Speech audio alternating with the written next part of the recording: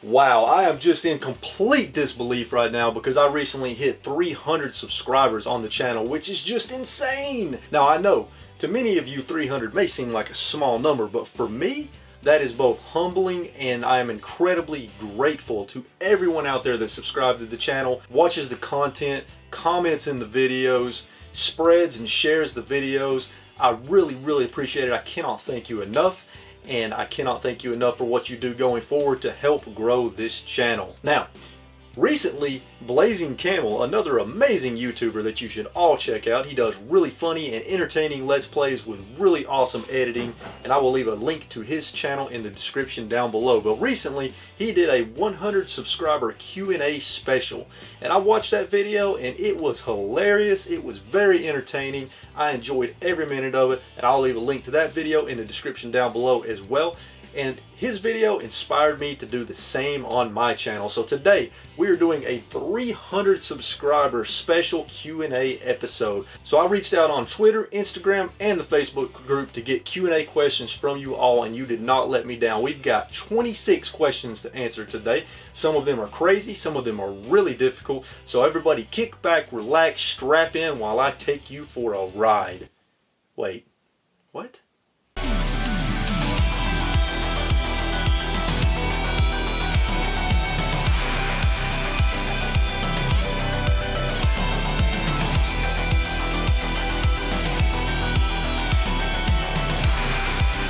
Alright, now in honor of Blazing Camel inspiring me to do this video, I'm of course going to start with his question. Then we'll go through all the Twitter questions, then we'll move on to the Facebook questions and the Instagram questions. Blazing Camel had this to say: "Awesome dude, it's cool to know I'm inspiring other people in some way. My question is, if you were a hand tool, like a hammer or a screwdriver, which tool would you be and why?" Well, Blazing Camel, I'm glad that you asked this question because I've got the answer right here on my belt, and I feel like freaking Batman with this thing on. Check this out.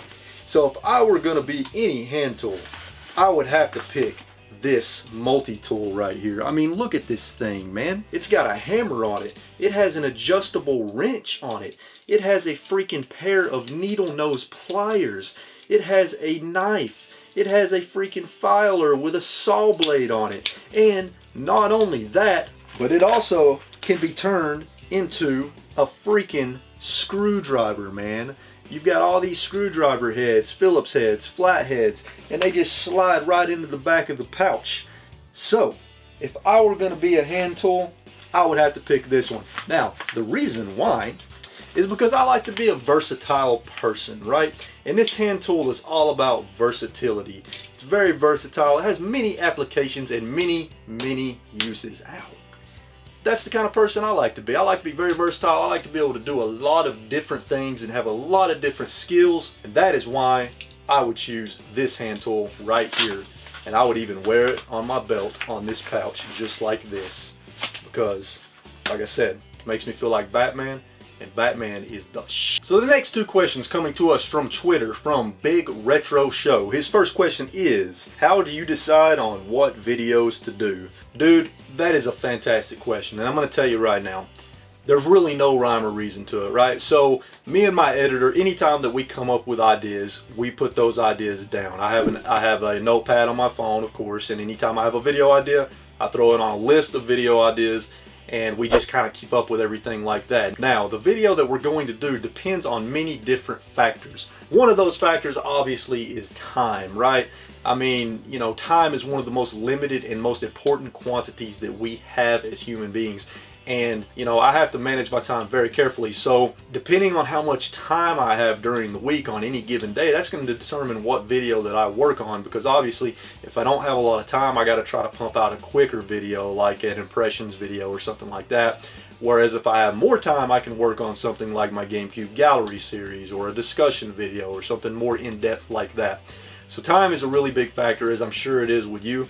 And really, you know, to be honest with you, the video that I choose just depends on what I want to do. I mean, I pick videos to do that I am most interested in at that given moment. So there's really no formula for me. I just kind of go with the flow and see where the channel takes me. Sometimes it works out, sometimes it doesn't.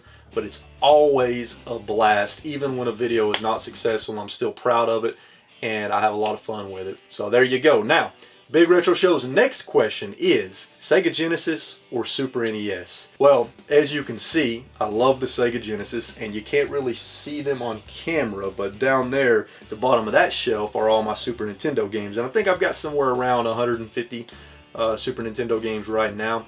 So when I was a kid, I had both the Sega Genesis and a Super Nintendo. But I will have to say that I choose Super Nintendo over Sega Genesis. They're both fantastic consoles. They both have fantastic libraries of games. But the Super Nintendo has one of the best library of games that I've ever seen in a console outside of, you know, like the Switch and the PS4 and some other consoles. So I had to go with the Super Nintendo, but not by a wide margin. They're very close in my mind. I love both consoles, and I still play and enjoy both consoles to this day. Great questions, man. I really appreciate it. Check out Big Retro Show. I'm going to leave a link to his channel in the description down below. Awesome dude. I did another shout out for him recently in a previous video, so you may have already saw that. Go subscribe. Alright, the next question on Twitter comes to us from Tesonya, and her question is, what is the origin of the name RetroWolf88? Is there a story behind it, or did you just throw some words together? Well, that's a fantastic question, and unfortunately my answer is not going to be near as exciting, hilarious, and cool as Blazing Camel's answer to a very similar question. Mine is a bit more boring, but I'll go ahead and answer it anyways. Obviously, the retro, I mean, that's a given. I love retro games. I love retro stuff of all kinds, VHS, you know, records, CDs, even DVDs are pretty much starting to become retro. But anyways, you know, and a lot of my content that I do like to cover is retro stuff, so obviously I wanted retro in the name. Now the Wolf part is basically my last name is Wolf, so you know, I felt like that made sense, and then I had an idea for the banner that I wanted it to be a wolf sitting down playing a video game, so I thought that was pretty cool. And then the 88, that's simply the year that I was born. I was born in 1988. So I felt like the name flowed pretty good, RetroWolf88, and RetroWolf was already taken, so I didn't have that option. So there you go. Not a very exciting story, I'm afraid, but now you know. Next up on Twitter is a question from Tara Victoria, and her question is, which game in your collection has the best story for how you acquired it? Well, Tara, that's a fantastic question, and I've got what I feel like is a pretty cool answer for you. So, this game right here, Go-Go Hyper Grind, right? This is one of the rarest games on the Nintendo GameCube. It's very expensive. The price continues to go up on it all the time. I've never seen this game out and about at any retro game store, at any store period, a flea market, whatever, until one day I was at my local retro game store, right? And I go there all the time. You know, I buy a lot of games from them, and I pretty much bought every GameCube game that they possibly had that I didn't have, but still every time I go in, I check to see if they have new GameCube games. So one time I go in there, and I see this game sitting on the shelf. And I kind of did a double take. I was like, wait, what? Because I knew, you know, I know the GameCube library like the back of my hand because I'm going for a complete collection, so I knew that this game was super rare. So I saw that and I did a double take, because normally game stores would not put a super rare game like this on the shelf like that. They would usually have it behind the counter or something like that. So then I saw the price tag on it and saw that it was $5. So I started sweating, right? Because I was like, holy crap, I'm about to get one of the rarest GameCube games for $5. So I took it to the counter, and you know, I was trying to play it cool and everything, and I ended up getting the game for $5, one of the rarest GameCube games. Now, I know what you may be saying to yourself. Why didn't you tell the game store that it was worth more than that? Look, here's the thing. If you own a retail game store, it's your responsibility. When you get games in, you should know what's rare, you should look stuff up, you should price stuff appropriately. It's your responsibility to do the research and price stuff appropriately. I'm not going to do it for you, right? So if I go into a game store and I see that they've priced a game really low, I'm going to buy it. I mean, that's their own fault for pricing it low, and I'm not going to call them out on it because, you know, it's their own fault. So I caught them slipping, as the Game Chasers would say, and I got one of the rarest games on the Nintendo GameCube for $5. Great question, Tara. And by the way, folks, I just want to say one more thing. Me and Tara recently did a discussion video. It's going to be the first discussion video on the channel. It's going to be posted on Friday. And the topic of this discussion video is how awesome the Nintendo Switch is and why it's one of our favorite consoles. We go into great detail about all the awesome things about the Nintendo Switch. It's a very, very good discussion video, so be sure and check that out on Friday. And if you don't want to watch it, you don't have to. You can just listen to it. It's like, you know, kind of like a podcast. Although there will be some pretty cool stuff on the screen from time to time, so you may want to glance at it. But Tara, thanks for the question. Let's move on to the next one. All right, the next question comes to us from Warpig on YouTube. And by the way, you need to check out his YouTube channel. He has got one of the most unique and original styles that I've seen in quite some time. Very awesome. He does Call of Duty videos, and his videos are very entertaining. They're very funny. He's very high energy. His editing is superb. I'm going to leave a link to his channel in the description down below. And I'm not even really a Call of Duty fan. I don't like Call of Duty all that much. It's okay. So the fact that he can entertain me and pull me in with Call of Duty videos is one of the highest compliments the dude can get. That's how entertaining he is. So be sure and check him out and subscribe to his channel. Now, his question is a really good one, a very serious one too. Tell us about something that inspired you so much it led to huge changes in you. Dude, that is a fantastic question, and I'm going to give you what I hope is a good answer. So, when I was a kid, I was a bad kid. I got in trouble all the time, all through elementary school, middle school, first part of high school, constantly in ISS, OSS, kicked off the bus, just got in trouble all the time. It was not good. I was such a bad kid, just to give you an example, that my 8th grade year of middle school, I got expelled from school for something stupid I did 2 weeks before the end of the school year, and they wanted me out of the school so freaking bad that they passed me anyways, even though I had 2 weeks left and exams and tests. I don't even know how that happened, but that's how bad they wanted me out of there. So, fast forward to my freshman year of high school. I got about, I don't know, a quarter of the way through the year before I did something even stupider that led to me having a felony on my record. I was 14 years old. Now, I'm not going to go into detail on what I did, but let's just say it involved drugs, and it was very stupid. Led to a felony, got expelled from school, had to go get on probation, had to go to court, get on probation for 2 years, all that good stuff. Now, I'm not ashamed of it, right? I'm not ashamed of it, and I'm actually glad that it happened. Now, the reason that I'm glad that it happened and that I'm not ashamed of it is because if that had not had happened, who knows where I'd be today. I certainly would not be standing in front of this camera because I was on a bad road. I was on a road to possible major prison time potentially later on in life because of the kind of, you know, the way that the direction that I was heading in. So when that happened, it was really a big eye-opener, right? The fact that I was facing severe repercussions for something stupid that I did that could completely change my life in a negative way, that is what inspired me. And from that point forward, I made a lot of changes in life, and I've stayed out of trouble since. I have not been charged with any crimes since, and that was when I was 14. I'm 30 now, so that was 16 years ago when that happened. So there you go, man. I hope you like that answer. That's really one of the biggest things that happened in my life that kind of inspired me to be better and do better. Next up is a question from ISD Games, and his question is, which games do you still have from your childhood? That's a great question. Unfortunately, I have a very sad answer. I have 0 games from my childhood. None. Because I basically sold them all off before I started collecting again. However, I do have 2 funny stories to tell you about when I was a kid.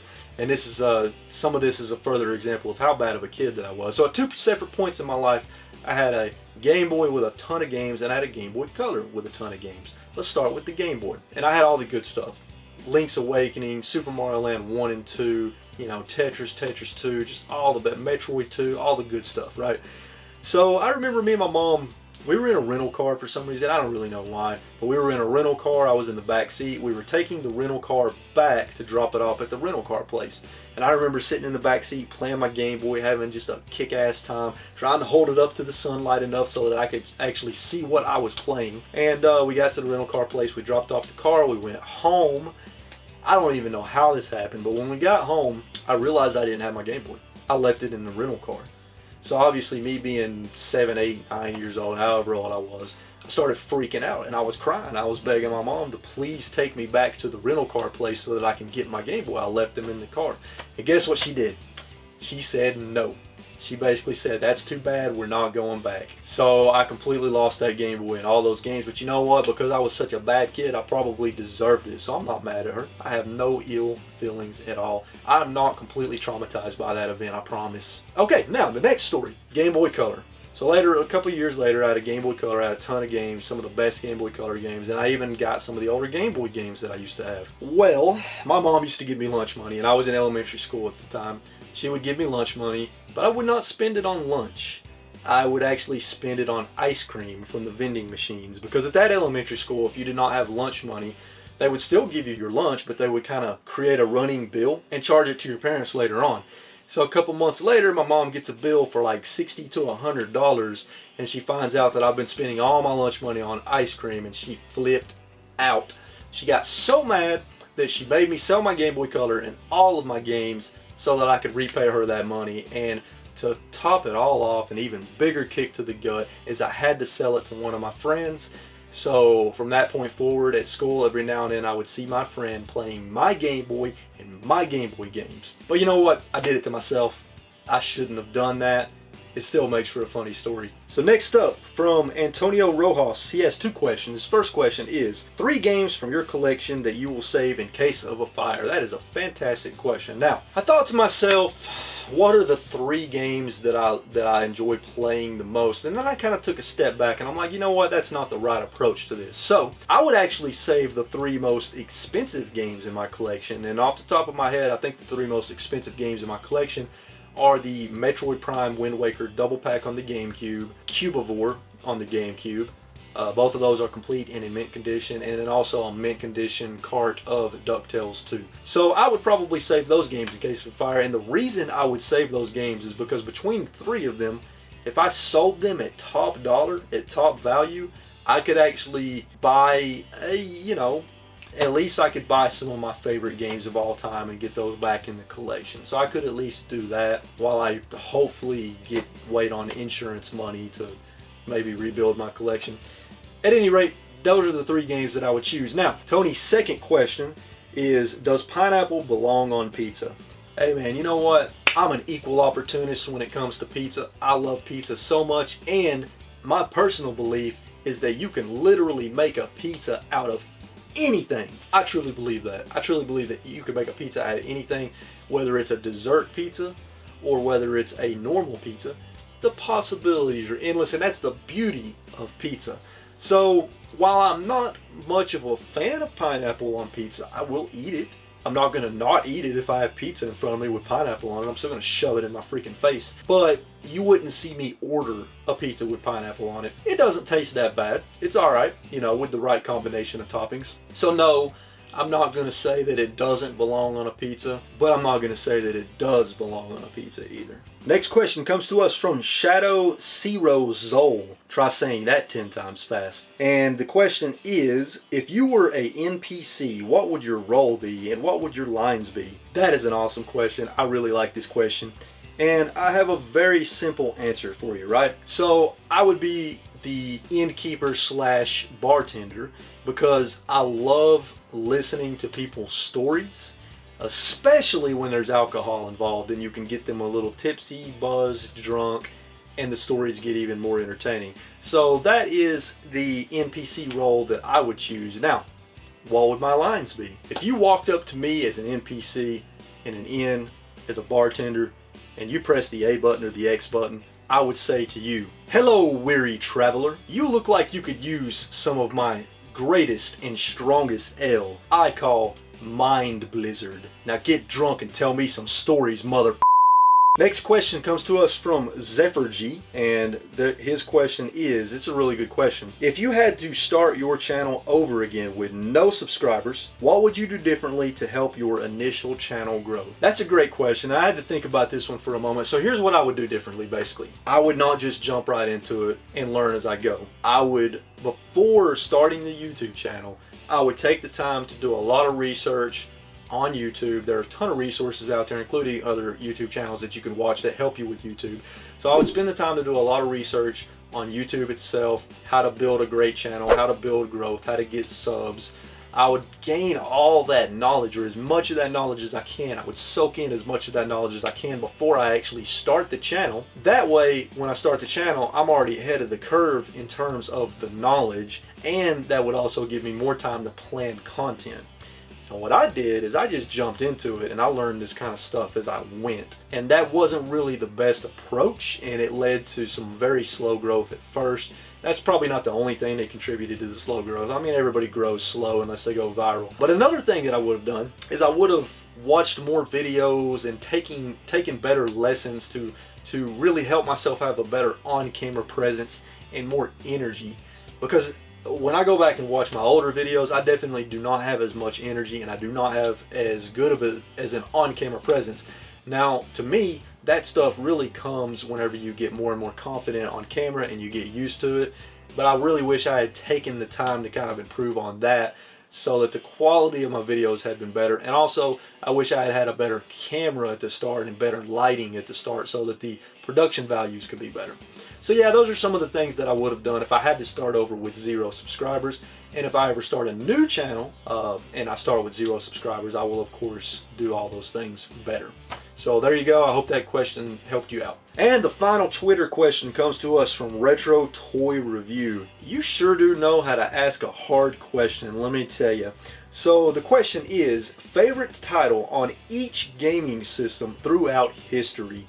Wow. Okay, so look, if I truly answered that question, this video would go on for a long time, because there's a lot of gaming systems, and that's a hard question to answer. So I'm actually going to limit it to Nintendo consoles, and I'm going to limit it to Nintendo consoles only, so no handhelds. So we're going to do NES, Nintendo 64, GameCube, Wii, Wii U, and the Switch.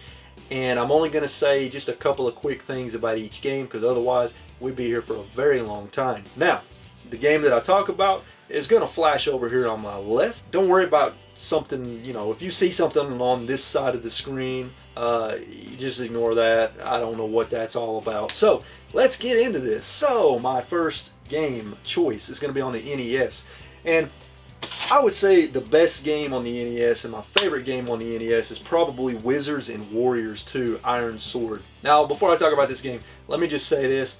I really wanted to show you some gameplay footage of all of the games that I'm going to talk about in this list, but for some reason, every time I tried to record footage, my capture device threw up all over the floor and said, "What the f*** is wrong with you, man? Get this out of me."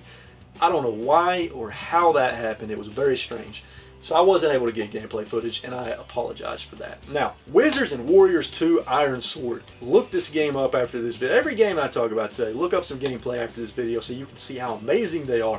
This game has some of the best graphics I've ever seen on the NES. The pixel art is perfect. The music and the gameplay, everything's tight. It is the best action 2D platformer that I've ever played in my life. I could play it again and again and again and again. Next. Now, for the Super Nintendo, I really have to go with Mario is Missing. When you want to talk about a game that defined a generation, a game that really set a new standard for the gaming industry, all the consoles followed the example of Mario is Missing. You talk about an epic adventure where you play as Luigi going to find Mario. It's so action-packed, the gameplay is so compelling, the story is out of this world. And if you've never played Mario is Missing, you are missing something special in your life. And that's why Mario is Missing is my favorite game on the Super Nintendo. Now for the Nintendo 64, and I don't have my cartridge with me right now because for some reason as soon as I touched it, it exploded. I don't know what that was all about. But I'm going to have to go with Superman 64, and you all knew that was the answer because you all know that's the greatest game of all time on the Nintendo 64. It's probably the greatest superhero game ever made. The controls are perfect. The level design is just masterful. As a matter of fact, the level design in that game was truly an inspiration for all the superhero games to come after it. So Superman 64, I mean, it's a game I could play over and over and over again. It's so perfect. So how could I not choose Superman 64? Now, the GameCube obviously is one of my favorite consoles of all time. It was a tough choice, but after much deliberation, after much meditation and deep thought, I couldn't choose anything other than Piglet's Big Movie Game. This is one of the most epic single-player, story-driven action-adventure games I've ever played in my life. As a matter of fact, it's so epic that the director of the new God of War game on the PS4, which is another masterpiece, Cory Barlog, he went on record in an interview saying that God of War was actually inspired by Piglet's Big Movie game. That's how epic this game is. It freaking inspired one of the best games of the current console generation, God of War on the PS4. And if you've never played this game, you better be wearing a diaper, because you're going to yourself because of how epic it is. So do yourself a favor and pick up Piglet's Big Movie game on the GameCube, because it is my favorite game on the Nintendo GameCube. Now, I can't talk about the Wii and my favorite game on the Wii without mentioning Action Girls Racing. It's literally the best kart racer ever made. It's the best kart racer I've ever played in my life. As a matter of fact, I'm pretty sure from the Wii going forward, the Mario Kart series was influenced by this game, because this game really set a new standard for kart racers. The mechanics are so fine-tuned. It's so perfect. The game is just incredibly creative. No Mario Kart game now ever compares for me, especially Mario Kart 8. Mario Kart 8 is garbage compared to Action Girls Racing on the Wii. It's bliss. It's pure bliss playing that game, and no kart racer game will ever live up to its standards. Now, I'm a huge Animal Crossing fan. Love the Animal Crossing games, so obviously my pick on the Wii U for the best Wii U game, my favorite Wii U game of all time, is Animal Crossing Amiibo Festival. This is the quintessential Animal Crossing game. It is so packed full of content. It just takes everything that the older Animal Crossing games did and cranks it up to 11. It's phenomenal. It's truly a life-changing experience. As a matter of fact, I'm going to go back to WarPigOnYT's question, and I'm going to have to change my answer. Animal Crossing Amiibo Festival has actually been the biggest influence on me and has led to some of the biggest changes in my life because of how masterful that game is. And last but not least is the Nintendo Switch. My favorite game on the Nintendo Switch, are you ready for this? Troll and I. Troll and I is truly the best game of the current generation of consoles. The story, it brought tears to my eyes. You know, it's so touching. The relationship between you and the troll, you know, man, it makes the relationship from The Last of Us look pathetic, and the relationship in God of War between Kratos and his son look pathetic. And not only that, but Troll and I is just a great game. The gameplay is great. The combat is some of the most nuanced and complex combat I've ever played in a video game. It runs perfectly smooth, so I can't pick anything other than Troll and I. It is the best Nintendo Switch game ever made, and I don't see anybody knocking it off of its pedestal. So there you go, Retro Toy Review. That answer probably went on a little bit longer than it should have, but hey, you asked a difficult question. Let's move on to the Instagram questions. And we didn't get as many on Instagram as we did on Twitter, but we did get some really good questions, including one from my bro Carl, RetroGamingZone. If you're not following him on Instagram, what are you doing with yourself? He is awesome, and he does claim sales all the time. He gives some really good deals. At any rate, his question is one that I wish he had not have asked, and it is, what's the worst thing you did as a kid? You really had to ask this question, didn't you, Carl? Well, I'm going to answer it. Now, the great thing about my childhood is I was so bad, I did so many bad things, that I have just such a pool of amazing stories to pull from, but I'm going to choose two for you today. Now, I'm going to define that childhood question as 10 or younger. So, we'll start with this one. When I was in first grade, I was snooping around in my brother's bedroom. I looked under his mattress. And guess what was under his mattress? A porn magazine. So I pulled the porn magazine out and I started flipping through it. And the first thing that went through my crazy kid head was, I can make some money off of this. And this was a really nasty porn magazine. It actually traumatized me to this day. I have severe trauma from this magazine. Anyways, I took this magazine to school in first grade in elementary school. And this was back in the early 90s, right? If something like this happened today, it would probably not be good. So I took this porn magazine to school and I proceeded to cut the pictures out of the magazine and sell them to my fellow students for 50 cents a picture. That's right, I was an entrepreneur at that age, making them bucks in elementary school. So yeah, I was selling porno pictures from a magazine to students in first grade for 50 cents a picture. I don't know how much I made, but I do know that obviously I got in big trouble. when those kids, you know, got caught by their parents with the pictures, it was a big thing.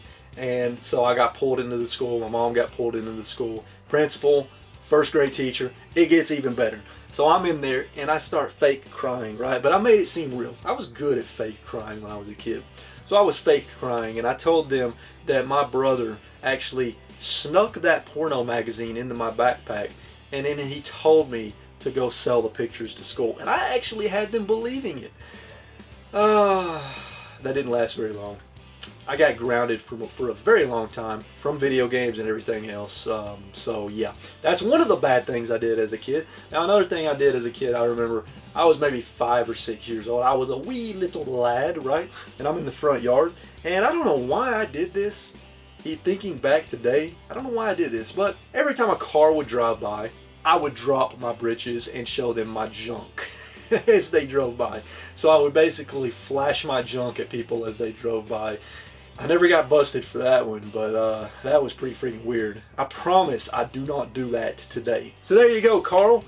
You had to open up that can of worms, didn't you? Thanks, buddy. The next question on Instagram comes to us from Blee2879, and this person asks a difficult question as well. What are my top 10 Switch games? Here's my list of my top 10 favorite Switch games, and this is in no particular order. I just kind of threw them down real quick. So we've got Legend of Zelda Breath of the Wild, obviously, Super Mario Odyssey, Dead Cells, Donkey Kong Country Tropical Freeze, Mario plus Rabbids Kingdom Battle, Mario Kart 8 Deluxe, Monster Boy and the Cursed Kingdom, Rayman Legends, Super Mario Maker 2 already makes that list, Super Smash Bros. Ultimate, and I have to add an 11th favorite game, and that would be Troll and I, of course. Troll and I is amazing. So there you go. Those are my top 10. Threw in one extra for you.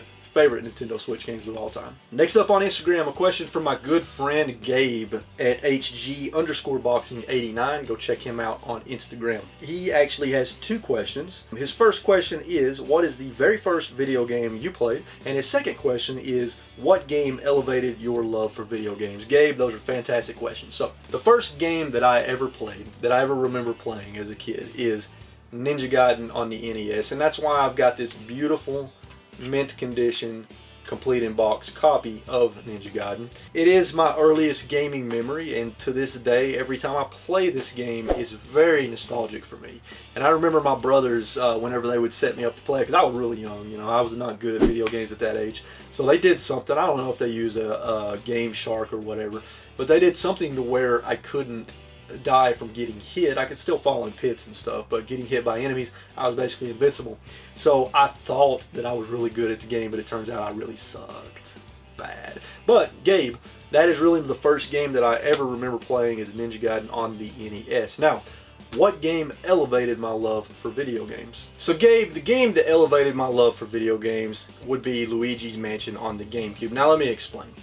Prior to the GameCube, I wasn't really a hardcore gamer. I was more of a casual gamer. I didn't play games all the time, you know. I did play Nintendo 64 a lot, and you know, Game Boy Color, Super Nintendo, NES quite a bit, but I wasn't really, gaming wasn't my primary hobby is what I'm trying to say, until Christmas 2003. I get a Nintendo GameCube for Christmas, and I get Luigi's Mansion. And when I turned that GameCube on and I saw Luigi's Mansion for the first time in all of its glory, it was mind-blowing. And I binge played that game for the rest of the day. And if I remember correctly, I beat it that same day too and played it multiple times. So it was really from that point forward that I became what I consider myself to be a hardcore gamer and really played games a lot more, and it became my primary hobby from then on. So that's all really thanks to Luigi's Mansion and the fantastic experience that I had with this game. So great questions, Gabe. Really appreciate it. Let's move on to the next one. Next up on Instagram, we have a question from 779, and his question is, if you could sell one collection of video games off, which one would it be to complete another collection of video games? Dude, that's a great question. It really is. So, if I could sell off any collection of games to complete another collection, let me start with the collection that I would complete, and that would be the GameCube, because I'm literally only 15 or 16 games away from a complete Nintendo GameCube collection. I'll probably do a video on that in the future, but that would be the collection that I would complete. Now, the collection that I would sell to complete that, I would have to say, sadly, would be my PS2 collection. Now let me stop you there before you start freaking out. I love the PS2. I had a PS2, a GameCube, and an Xbox at various points. Played them all three. I have about 100 games in my PS2 collection currently, but I'm not as nostalgic for the PS2 as I am for other consoles. Out of all my collections, it's probably the one that I'm least nostalgic for. So, if I had to sell off one, I would sell off that one to fund the rest of my GameCube collection. So, there you go, man. Alright, next up on Instagram, I'm probably going to mispronounce this, but lepemont, we'll just go with that. Their question is, congrats, got any seller/trader's remorse? Any games you regret selling or trading off? As a matter of fact, I do. As I've stated many times in this video and in other videos, I love the Nintendo GameCube. I'm a huge GameCube collector. I'm going for a complete collection. And when I was younger, I actually had a really good GameCube collection. I had, I think, somewhere around 60 games, which back then, for somebody that had a really low paying job, that for me, that was a huge collection. It was huge. And I loved it. I had the best games on the GameCube too. All the quintessential games. And of course, I ended up selling them all. Like a freaking idiot, and I regret it even to this day. I wish I had kept that collection because it even had my freaking Luigis Mansion. The Luigis Mansion that I literally just talked about in the last question, it had that copy in it, and I sold them, got rid of them. So that would be the really remorseful thing, and obviously the Game Boy Color and all the games I talked about earlier that I was forced to sell by my mom is another one that I really regret, but I didn't have a choice on that one. The GameCube collection, I did have a choice. And the final question on Instagram comes to us from Bobby C Wagon. And Bobby asks, what single player game can you play over and over? Well, that's a very easy answer for me. As soon as I read that question, I instantly knew the answer. The single player game that I could play over and over and over and over is Resident Evil 4. Resident Evil 4 will always be one of my favorite games of all time. I probably beat that game 20 to 30 times, no joke. I know that game like the back of my hand. I could literally write a player's guide for that game. I know it so well. I know where every individual treasure and secret is in that game. I love that game so much, and it never gets old. Every time I play through it, it never gets old. So that is the one single player game, among others, but that's the top single player game that I could play over and over and over and over. I didn't want to pick Troll and I because I've talked about Troll and I enough, but of course I could play Troll and I over and over. It's a great question, man. Alright, let's move on to the Facebook group questions, and we have a question from Matt Workman, and he asks, what was the first game that you beat and how old for you? That's a great question, Matt. And actually, let me grab it here. So, the first game that I remember beating all the way through by myself was Super Mario Bros. 3 on the Super Nintendo and Super Mario All-Stars, right? I don't remember how old I was. I want to say I was maybe 8 or 9. Maybe a little younger than that, but yeah, that's really the first game that I remember beating. I mean, it's one of my favorite 2D Mario games of all time. What can I say? Next up on Facebook from Ryan Holloway, he asks, how many games do you have that are very rare to get? Ryan, I actually have quite a few games that are very rare to get. I don't really have that list in front of me, and it would take me a while to go through my game collection to pull all those, but I will at least list off some for you, like on the GameCube and the Sega Master System and the NES. So, for the GameCube, I have the Metroid Prime and Zelda Wind Waker combo, Cubivore, Gotcha Force, Fire Emblem Path of Radiance, Disney Sports Baseball, the Resident Evil 10th Anniversary Collection, Phantasy Star Online Episode 1 and 2 Plus, Skies of Arcadia, Go-Go Hypergrain, Chibi Robo. So those are a few of the really rare GameCube games that I have. Now, on the NES, some of the rarer NES games that I don't have some of the really rare ones, but I do have at least one that's pretty rare, and that's DuckTales 2. That is the rarest NES game that I have in my NES collection. Now, I also said that I would touch on the Sega Master System a bit, so let's see. So the rarest game that I have on the Sega Master System would be Alex Kidd in Shinobi World, which also just happens to be one of my favorite games on the Sega Master System. I actually have a video of me and Nathan playing that game. We had a blast with it, so be sure and check that out. You know, those are just a few of the really rare games that I have in my collection. I have quite a few, so there you go. Next up on Facebook, we've got two questions from a very good friend of mine who I work with and talk to all the time, Josh Spurgin. His first question is, do you get annoyed by how negative a large population of the gaming community can be? I know the answer to this because of our conversations, but I thought it might be a good topic. And Josh, yes, that is a fantastic topic. And actually I plan on doing a full discussion video about this topic, about the negativity and toxicity in gaming, especially online. So I'm going to save most of my thoughts for that discussion video, but the short answer is yes, I get annoyed by it. Games are meant to be fun. Games are meant to be enjoyed. So of course I cannot stand it whenever I go online and I see all this negativity and toxicity, especially in like comment sections. There's just no need for it. You can not like a game, you can not like a system, you can have opinions, that's perfectly fine, but don't spread all that talk, don't turn it into something toxic and negative, right? You can not like something and also not turn it into a big negative and toxic thing and attack people for their opinions and stuff like that. But yeah, I'm going to go into a lot more detail on that topic in a future discussion video, but yes, I cannot stand it. And that's why I try to have as much positivity as I can on my channel, and I try to stay away from anything negative or toxic because I don't want that kind of stuff on my channel. I want my channel to be positive and fun because that's what I'm all about. So, great question, Josh.